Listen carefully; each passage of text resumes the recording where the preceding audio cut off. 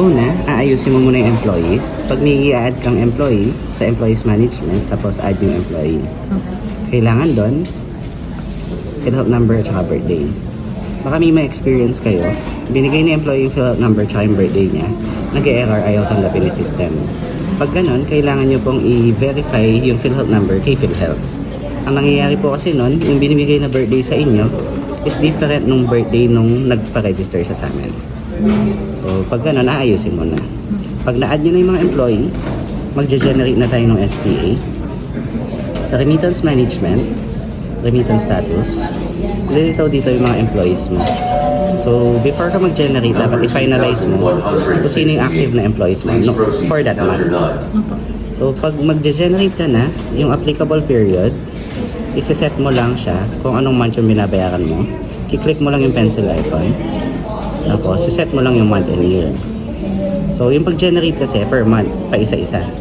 Pero pwede ka mag-generate na multiple, pa isa-isa nga lang. So, kunyari, August na muna yung i-generate mo. Pag na-set mo na yung applicable period, lipat ka sa payment management, payment posting.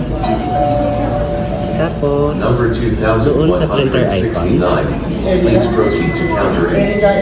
click mo lang yung generate SPA. Pagka-click mo ng generate SPA, magagawa na yung SPA. Para makita mo kung saan yung SPA na generate mo, doon din sa printer icon, click mo naman payment for posting. Then, lilitaw na po yung mga SPA na generate mo. Yung pagbabayad naman, dito rin po siya sa system. Pwede rin naman through GCash, pero dadaan pa rin sa system. So, kunyari, yung pinakauna, yun yung babayaran mo. Click mo lang yung green icon na katapat niya. Tapos, payment option. Click mo lang yung online payment. Wala na kasi tayong over-the-counter payment. So, online payment, tapos lilitaw yung mga online facilities natin. Pwede naman bangko, ma'am, pero kailangan meron kayong account na nakapangalan sa business. Kung meron kayong account na nakapangalan sa business, kailangan nyo munang i-register yung PhilHealth number doon sa bangko nyo.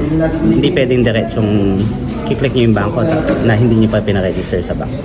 Pero kung option nyo naman is GCash, ito may logo na GCash, click mo lang. Tapos mare-redirect na siya sa GCash na. I-input mo na yung GCash number, OTP, and password ni GCash. Tapos successful na yung payment. Yan lang.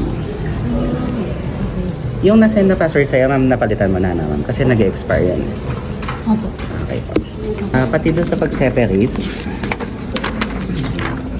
baka kasi may umalis na. So, aalisin natin yon sa remittance management, remittance status. Tapos, yung pangalan na